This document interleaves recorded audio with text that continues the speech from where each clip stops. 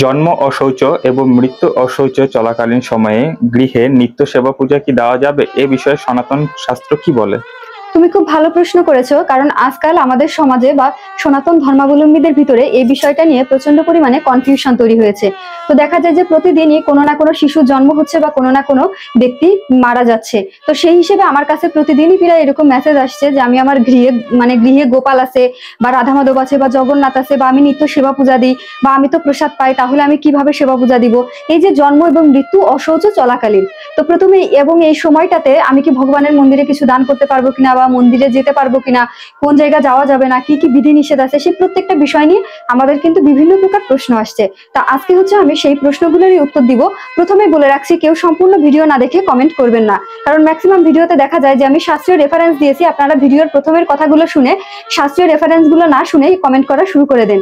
তো আগে প্রথমে আমি কোন কোন শাস্ত্র থেকে কি কি উল্লেখ করেছি সেটা আগে শুনবেন, তারপরে মন্তব্য করবেন। তো প্রথমে আমি বলবো অশৌচ কি। অশৌচ হচ্ছে দুই প্রকার, একটা হচ্ছে যখন কোনো নবজাতকের জন্ম হয়, আর একটা হচ্ছে যখন কোনো ব্যক্তির মৃত্যু হয়। অর্থাৎ দুই প্রকার অশৌচ পালন করে তার আত্মীয় স্বজন এবং তার রক্তের সম্পর্কে যারা আছে তারা, অর্থাৎ পিতৃগোষ্ঠীর যারা থাকে তারাই কিন্তু এটা পালন করে। মাতুল গোষ্ঠীর খালি মা বাদে কাউকে কিন্তু পালন করার প্রয়োজন পড়ে না। তো সেই অনুযায়ী পিতৃগোষ্ঠী যারা থাকে তাদের প্রত্যেকেই দেখা যায় যে আমাদের ওই সেই জন্ম ওষুধ বা মরণাওষুধটা পালন করতে হয়। এখন হচ্ছে আমি পুরো টপিকসটা আমি আগে বলেছি যে আমি পুরো নোটপ্যাডে নোট করে ফেলেছি প্রত্যেকটা গ্রন্থ থেকে রেফারেন্স সহকারে। এখন হচ্ছে আমরা এই যে জন্ম অসৌচ সম্পর্কে জানবো।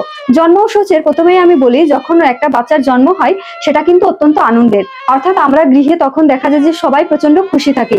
তো এই সময়ে যে মা এবং বাচ্চা থাকে তারা দুজন ব্যতীত, অর্থাৎ মা এবং বাচ্চা 1 মাস দেখা যায় যে মায়ের এমনিতেই অশৌচ চলে, অর্থাৎ তার সেই সময়ের শরীর খারাপ থাকে, বিভিন্ন প্রকার সমস্যা হয়। তো এই যে মা এবং নবজাতক ব্যতীত পরিবারে আর যারা থাকবে অবশ্যই তারা সকলেই তাদের নিত্য সেবা পূজাটা দিতে পারবে, ঠিক আছে। কিন্তু ওই যে যতদিন আমাদের ভাষায় যেটাকে বলে কামান দেওয়া, অর্থাৎ ওই যে নবজাতকের চুল ফেলে দেওয়া, তারপরে ষষ্ঠী পূজা করা, এইগুলো যতদিন পর্যন্ত না হয় ততদিন পর্যন্ত হচ্ছে দেখা যায় কোনো দেবদেবীর পূজা বা কোনো কিছু করলে তখন সেটা করতে বিধিনিষেধ মানা করা আছে।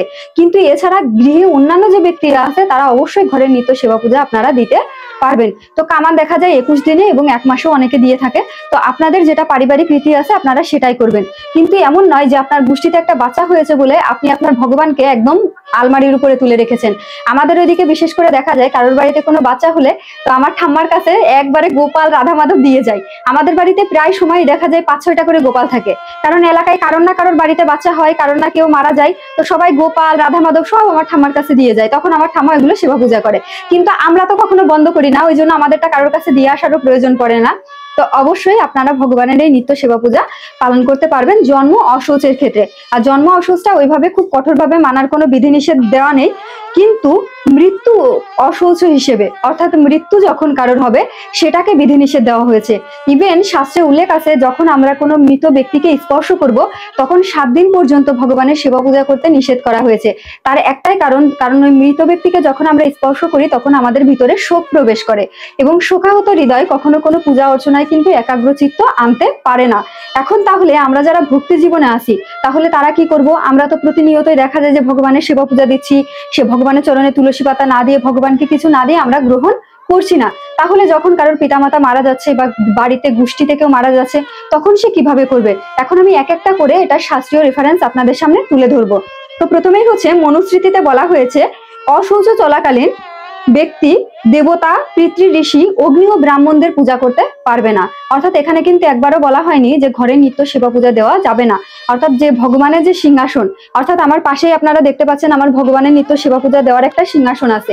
অর্থাৎ এরকম নিত্য সেবা পূজা যেটা আছে আপনার গৃহে, যেটা আপনি প্রতিদিন সকাল সন্ধ্যা পূজা দেন, ভোগ লাগান, সেটা কিন্তু আপনি করতে পারবেন। কিন্তু এছাড়া ধরেন ওই মারা গেছে এর ভিতরে লক্ষ্মী পুজো পড়েছে, কালী পুজো পড়েছে বা কোনো জায়গায় হোম যজ্ঞ হচ্ছে, সেই সব জায়গায় আপনি অ্যাটেন্ড করতে পারবেন না।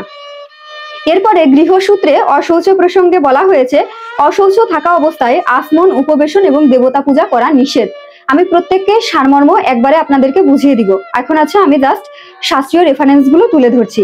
এরপরে গরুড় পুরাণে বলা হয়েছে অশৌচ চলাকালীন পবিত্রতা বজায় রাখার কি কি পালন করতে হবে সেই সমস্ত বিষয়ে এখানে বর্ণনা করা হয়েছে, এবং সরাসরি পূজা নিষিদ্ধ করা হয়েছে।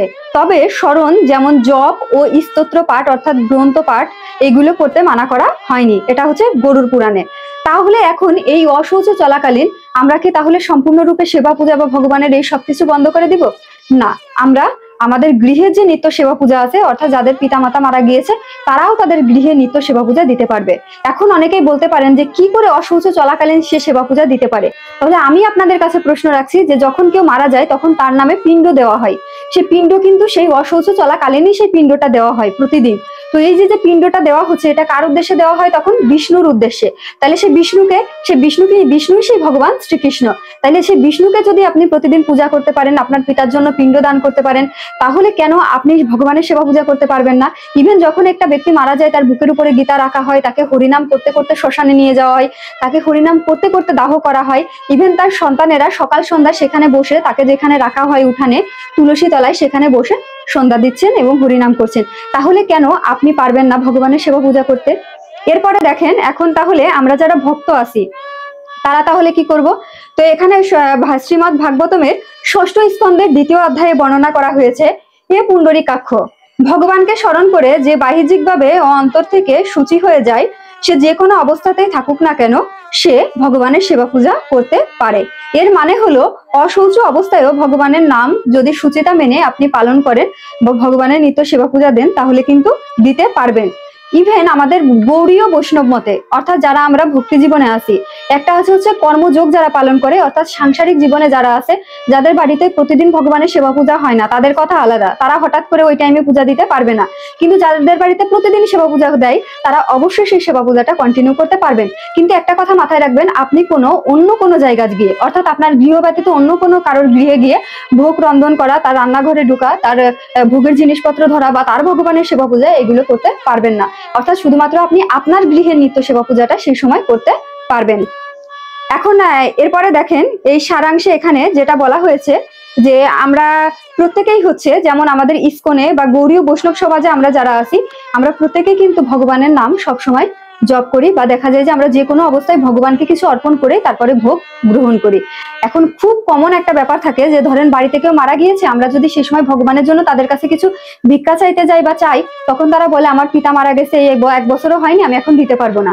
বিষয়টা এরকম নয়। আপনি ভগবানের সেবা পূজায়, আপনার এলাকায় নামযজ্ঞ হচ্ছে, আপনি প্রত্যেক জায়গায় দিতে পারবেন, ঠিক আছে, কিন্তু আপনি সরাসরি ভোগের ঘরে ঢুকতে পারবেন না, ভোগ রন্ধনে অংশগ্রহণ করতে পারবেন না, ইভেন কোনো দেবদেবীর মন্দিরে যেতে পারবেন না, কোনো দেবদেবীর পূজায় অংশগ্রহণ করতে পারবেন না, ছেলে মেয়ের বিবাহ দিতে পারবেন না, কোনো শুভ কাজ করতে পারবেন না, গৃহপ্রবেশ বা কোনো ধরেন যে কোনো প্রকার আমাদের জীবনে যেগুলো শুভ, সেগুলোই 1 বছরের ভিতরে করতে পারবেন না। এমনকি ছেলে মেয়ের বিবাহ ঠিক করা বা আশীর্বাদ করা, কোনো কিছুই এই 1 বছরের ভিতরে করা উচিত নয়। কিন্তু জন্ম ও শৌচের ক্ষেত্রে এতটা কঠোরতা দেওয়া হয়নি। এটা শুধুমাত্র দেখা যায় যে মা এবং বাচ্চা ঠিক যতদিন ওই ষষ্ঠী পূজা বা কামান না হয় ততদিন পর্যন্ত, বা ক্ষৌরকর্ম না হয় ততদিন পর্যন্ত তারা অশৌচটা পালন করবে, ঠিক আছে। তো প্রত্যেকটা বিষয় কিন্তু এখানে স্পষ্ট করে করে আমি বর্ণনা করে দিয়েছি আপনাদেরকে, আশা করি আপনারা বুঝতে পেরেছেন। এখন যদি কারোর কোনো প্রশ্ন থাকে তাহলে সেই প্রশ্নটা করতে পারেন। আমি এখানে মনুস্মৃতি, গৃহসূত, তারপরে হচ্ছে অথর্ববেদ, গৌড়ীয় বৈষ্ণব দর্শন অর্থাৎ চৈতন্য মতে কি বলা হয়েছে, শ্রীমদ্ ভাগবত অর্থাৎ ভাগবত পুরাণে কি বলা হয়েছে, প্রত্যেকটা বিষয় কিন্তু এখানে আলাদা আলাদা করে আমি বর্ণনা করে দিয়েছি। এরপরেও যদি আপনাদের কারোর কনফিউশন থাকে তাহলে অবশ্যই প্রশ্ন করতে পারেন। আমি জানি এরপরেও অনেকে আপনারা নিজেরা বলবেন যে আমার বাপ দাদা 14 গোষ্ঠী এটা করে গেছে, আমিও এটা করব। মাতাজি আপনি কোথাকার কে যে আপনি নিয়ম চালু করলে আমি সেটা করব? কেউ মারা গেছে মানে ভগবানকে সিংহাসনে তুলে রাখবো। তো ভগবানকে সিংহাসনে তুলে রাখছেন, তাহলে যে ব্যক্তিটা মারা গেছে তার আত্মার জন্য কার কাছে প্রার্থনা করবেন? সেই প্রশ্নের উত্তরটা আমাকে একটু দিয়ে যান। যে কেউ মারা গেছে তখন কার কাছে আপনি প্রার্থনা করেন? অবশ্যই তো ভগবানের কাছেই। তাহলে আপনার ঘরে যদি ভগবানকেই যদি আপনি তুলে রেখে দেন, অর্থাৎ আপনার নিত্য গৃহে সেবিত ভগবানকেই আপনি উঠিয়ে রেখে দিচ্ছেন, তাকেই কিছু দিচ্ছেন না, তারই সেবা পূজা করছেন না, তাহলে সেই গৃহে মারা যাওয়া ব্যক্তির শান্তি হবে কি করে আত্মার? আর জন্মের ক্ষেত্রেও সেম, আপনার গৃহে নতুন একজন সদস্য এসেছে, বরং আপনারাও খুশি হয়ে ভগবানের সেবা পূজা নিত্য চালিয়ে যাওয়া উচিত। তবে মনে রাখবেন, এই যে দেবদেবীর বা কোনো প্রকার হোম যজ্ঞ বা অন্য কোনো পূজা উপাসনা করা সম্পূর্ণ নিষেধ এই সময়টাতে। তো যাই হোক, সবাই ভালো থাকবেন, আর ভিডিওটা অত্যন্ত গুরুত্বপূর্ণ, অবশ্যই শেয়ার করে দিবেন।